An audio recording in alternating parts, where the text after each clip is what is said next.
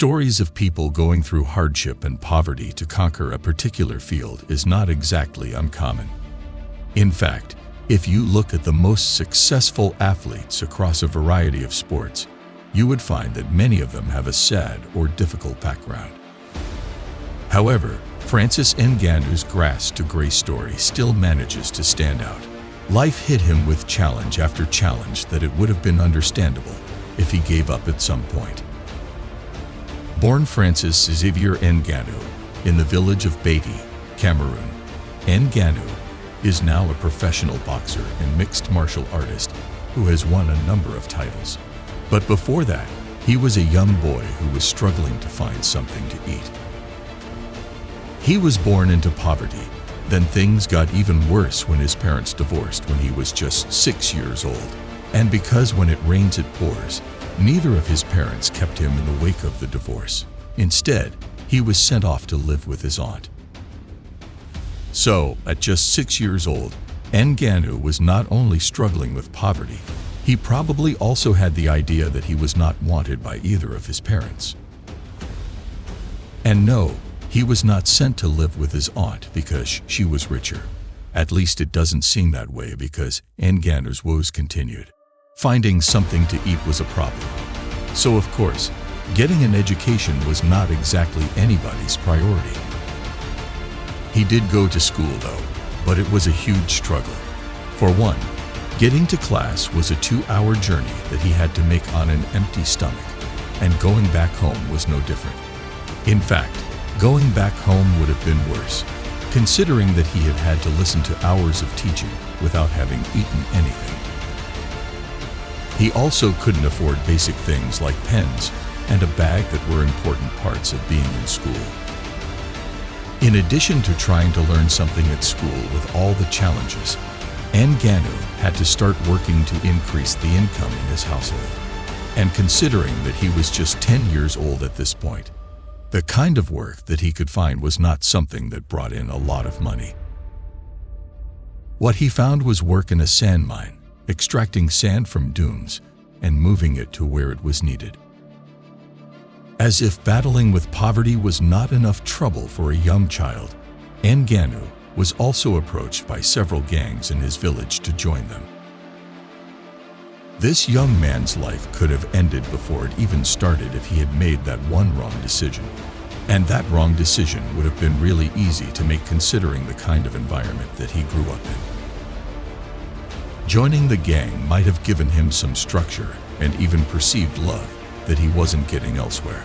But even at that young age, Ngannou knew that he was made for a lot more than being a gang member, even though he didn't exactly know what that more was.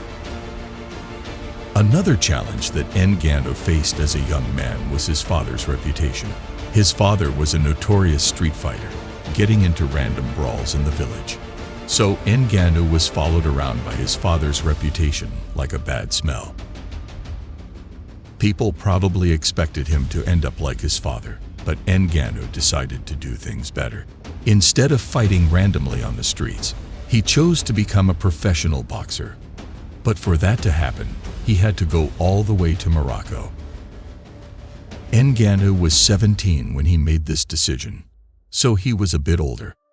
But he was still extremely poor and couldn't afford professional boxing training. He couldn't even afford to move to Morocco by any sort of vehicle, so he had to walk.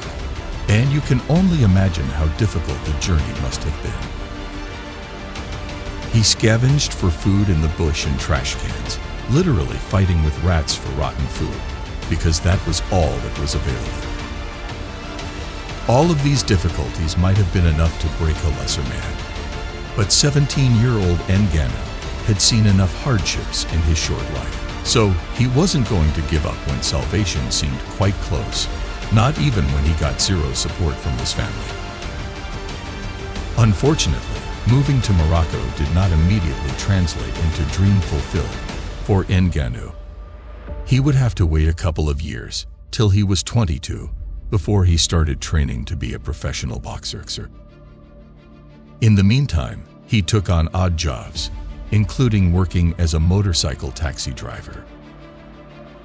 To see Ngannou fight now, you wouldn't think that he had what some people might consider a late start in life. Bear in mind that 22 was not even the age that Ngannou started fighting professionally. It was the age that he started training to be a boxer. Many people who fight professionally have a much earlier start, and Ngannou probably knew this when he started training. But he didn't allow that to stop him. He committed to his training and persevered, but unfortunately, life had other plans for him. After having trained for just a year, he came down with an illness that meant that he had to stop training. It took him some time, but he was eventually able to get back into training. However, his training was limited because he still had to make ends meet by picking up a couple of odd jobs here and there. He milked all the training time that he could get though, and by the time he was 26, Ngannou decided that he was as ready as he would ever be to start boxing professionally. But he could not do this in Morocco.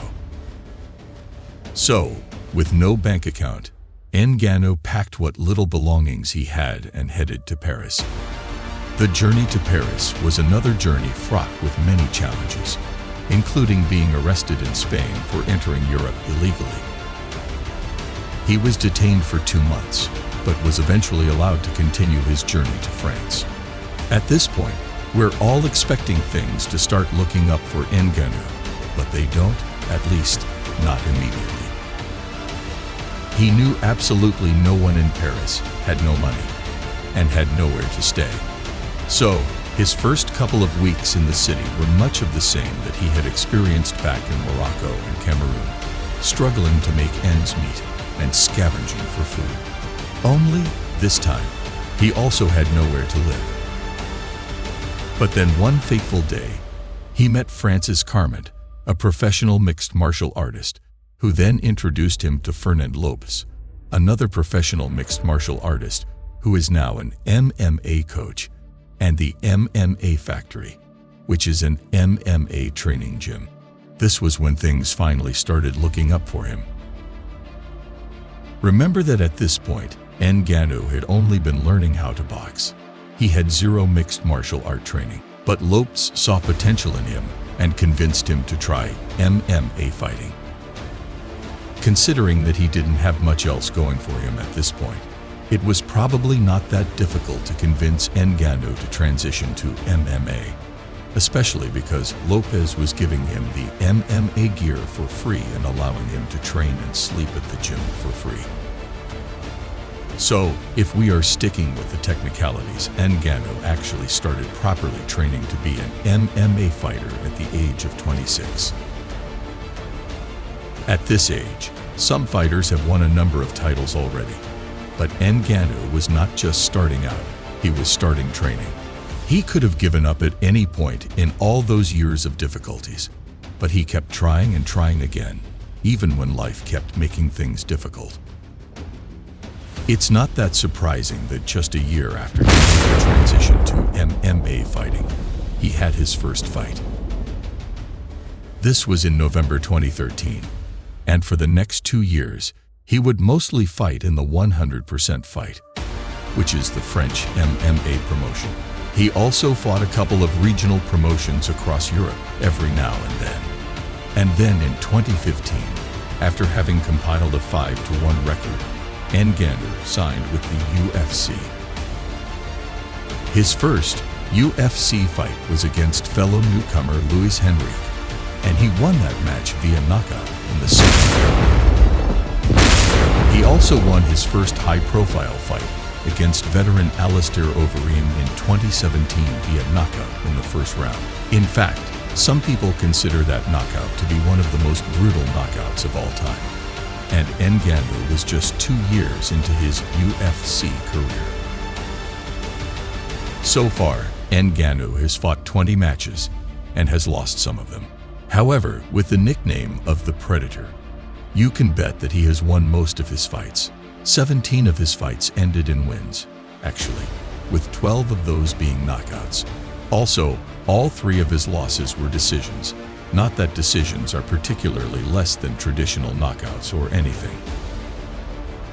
Anyway, it's pretty obvious that Ngannou has come a long way from the 10-year-old that had to work in a sand mine, or the 17-year-old that had to literally fight with rats for rotten food. But he has never forgotten where he came from. In fact, he makes sure to make frequent visits to Cameroon, going to all the places that he worked as a child.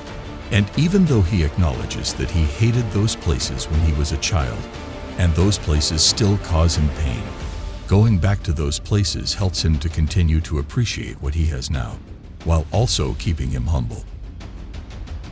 Now, his story serves as a source of inspiration for people outside of himself. People who he grew up with, and people in the position that he used to be in, can look at him and believe that they can also make something out of their lives. They can look at how long it took him to get to where he is now and decide to continue to persevere no matter how long it takes. A number of people have actually been using Ngannou's story as a source of motivation, and so can you. Not all of us will achieve our original dreams. Ngannou had to edit his, and for some of us, the road to being successful will be as long and tedious as Ngannou. But Ngannou's story has shown us that there really is light at the end of the tunnel, no matter how long and dark the tunnel is. Ngannou's own story is far from over. At 37, he has his highest profile fight against Tyson Fury ahead of him, and the promo video for that fight has been going viral. This fight will be huge for Ngannou, regardless of what the outcome is. And this is happening to someone who is still struggling to find something to eat at 22. Life is definitely crazy, but sometimes things turn out well, really well.